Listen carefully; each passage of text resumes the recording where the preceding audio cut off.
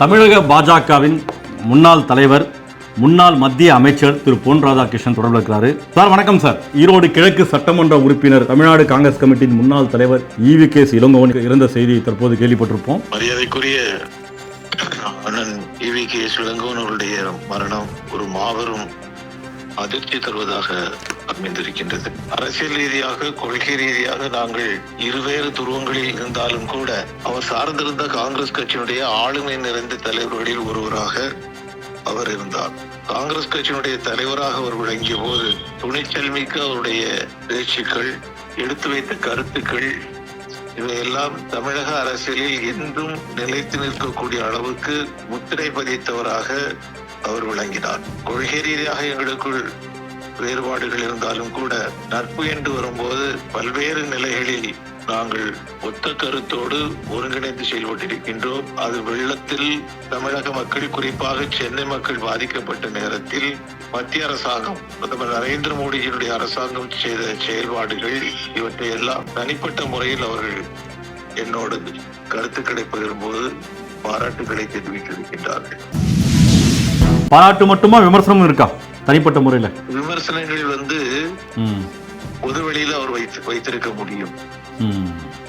அதாவது உள்ளபூர்வமாக பிரதமர் அவர்கள் செயல்பட்ட விஷயம், அல்ல நான் அவர்கள் சொன்ன விஷயங்கள், அவர் தெரிந்து கொண்ட விஷயங்கள், இதெல்லாம் வச்சு அவங்க பாராட்டு தெரிவித்தது உண்மை. இதுல அரசியல் பண்பு நான் வரல. அதோட நான் நட்பு ரீதியா அவர் சில விமர்சனங்கள் முன்வச்சிருக்கலாம். இதெல்லாம் பண்ணிருக்கூடாது, பிரதமர் மோடி இதெல்லாம் செய்திருக்க கூடாது, இந்த மாதிரிலாம் கொஞ்சம் சரி பண்ணிருக்கலாம், உங்களுடைய கட்சி இதெல்லாம் கொஞ்சம் கொஞ்சம் கவனம் செலுத்திருக்கலாம். அரசியல் ரீதியாக எது வேணாலும் பேசலாங்க. அதை வெளியே பேச. உதாரணத்துக்கு நான் ஒன்று சொல்றேன்.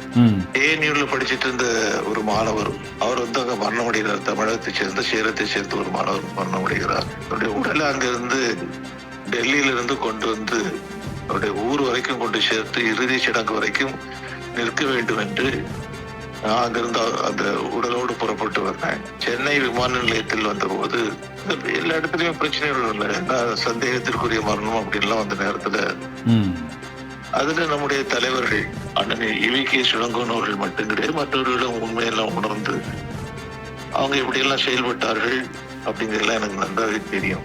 ஆகையினால அது அவருடைய அரசியல் லாபத்துக்காக இருக்கலாம், இன்னொன்னு வகையில பார்த்தாச்சுன்னா எங்களை நாங்கள் சரி செய்து கொள்வதற்காக இருக்கலாம், எப்படி வேணாலும் இருக்கலாம். அதை நான் இப்ப பேசுறது ஒரு அநாகரிகமான ஒன்று.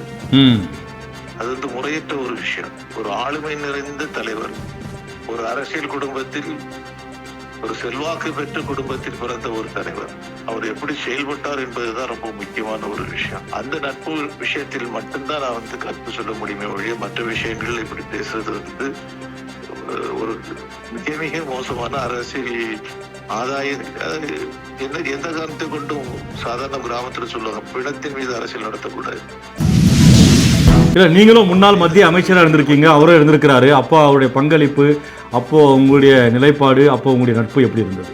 எப்பவுமே அவர் எந்த நிலைக்கு உயர்ந்த போதும் சரி, நான் எந்த நிலையில இருந்து தாழ்ந்தாலும் சரி, எங்களுக்குள்ளார இருந்த நட்பு அப்படிங்கிறது நல்ல முறையா தான் இருந்தது.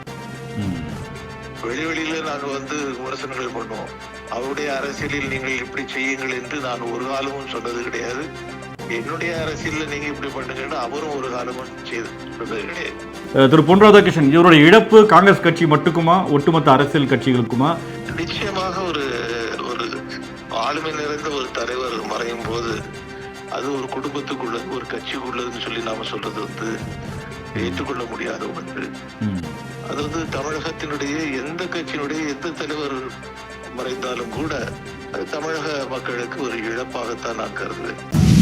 ராஜீவ்காந்தியுடைய இழப்புல எந்த சமரசம் செய்து கொள்ள, யார் இருந்தாலும் நம்முடைய நிலைப்பாடை அவர் மாற்றிக்கொள்ளவே இல்லை. தமிழகத்துல எந்த நிலைப்பாடுகள், எத்தனை விமர்சனங்கள் இருந்தாலும் உறுதியா இருந்தாரு. ராஜீவ்காந்தியுடைய மரணத்துல அன்னைக்கு நான் வேட்பாளராக நாகர்கோவில் பாராளுமன்றத்துல போட்டியிட்டேன். அந்த நேரத்துல என்னுடைய உணர்வுகள் எப்படி இருந்தது, கட்சி வேற, மற்ற எல்லா விஷயங்களும் வேற. ஆனால் இந்த நாடு, நாட்டினுடைய கௌரவம், மரியாதை, மதிப்பு அப்படிங்கக்கூடிய ஒன்று. ஈழத்தமிழர்கள், அவர்களுடைய கௌரவம், அவர்களுக்கு தனி ஒரு அந்தஸ்துகள் கிடைக்க வேண்டும் அப்படிங்கக்கூடிய எந்த விதமான கருத்து வேறுபாடுகளும் கிடையாது. பட் விமர்சனங்கள் இருந்துச்சு இல்லைங்களா காங்கிரஸ் மீது மிகப்பெரிய விமர்சனம் இருந்தது. அப்போதும் அவர் நிலையாக இருந்தார். தவறு தான், இல்லை மாற்று கருத்து இல்லை, சமரசம் இல்லைன்னு. அதாங்க தவறு நடக்கும்போது அந்த தவறை சுட்டி காட்டுவதற்கு அவர் ஒரு காலமும் தயங்கினது கிடையாது. அதுல அவர் ஒரு அந்த அளவுக்கு உள்ள ஸ்ட்ராங்கா நின்று தலைவர்கள் தமிழ்நாட்டில் ரொம்ப சொற்பமானவர் தான். அதுல ஒருவராக மரியாதைக்குரிய அவர்கிட்ட ஒரு தனி சிறப்பு என்ன பார்க்கப்பட்டதுன்னா, அது எதிர்கட்சி மட்டுமல்ல, கூட்டணி கட்சியே இருந்தாலும் தவறு இருந்தா தட்டி கேட்பார். அதுங்க நான் சொல்றேன்ல, நாங்க நட்பு முறையில நாங்க பழகும் போது கூட நீங்க செய்திருக்க கூடாது அப்படிம்பாரு. அவ்வளவுதான். அதுக்காக நான் தப்பு பண்ணிட்டேன்னு நான் ஒரு கூச்சப்படுறதோ, என்னுடைய நிலைப்பாட்டுல என்னுடைய கட்சியினுடைய நிலைப்பாட்டை நான் எதை செய்ய வேண்டுமோ அது மட்டும்தான் நான் செய்ய முடியுமே ஒழிய அதுக்கு அப்பாற்பட்டு யார் விரும்பினாலும் கூட நான் அதுக்கு உடன்பட முடியாது. சரி சரி. அதுக்கு இப்போ அவருடைய குடும்பத்திலே அவருடைய மகன் இழப்பு, அதற்கு அடுத்தபடியாக அவருடைய இழப்பு, ஒரு மிகப்பெரிய இழப்பு ஏற்பட்டிருக்கு. ரொம்ப வருத்தத்துக்குரிய விஷயம். நான் பிரார்த்தனை பண்றேன், அவருடைய ஆன்மா நன்கதை பிரார்த்தனை பண்றேன். இழப்பால் வாடக்கூடிய அவருடைய குடும்பத்தை சேர்ந்தவர்கள், நண்பர்கள், கட்சியை சேர்ந்தவர்கள் அத்தனை பேருக்கும் ஆண்டவர் மன அமைதி கொடுக்க வேண்டும் என்று நான் பிரார்த்திக்கிறேன். அவருடைய அஞ்சலி செலுத்துவதற்கு நீங்க பங்கேற்க வாய்ப்பு இருக்கா? இல்லைங்க, நான் கன்னியாகுமரியில் இருக்கிறேன். சரி சரி. ஓகே, நன்றி நன்றி நன்றி ராதாகிருஷ்ணன், நன்றி நன்றி. என்றும் உங்களுடன் மை இந்தியா. முக்கிய செய்திகளை உடனுக்குடன் தெரிந்து கொள்ள சப்ஸ்கிரைப் பண்ணுங்க, பெல் பட்டனை பிரஸ் பண்ணுங்க. என்றும் உங்களுடன் மை இந்தியா.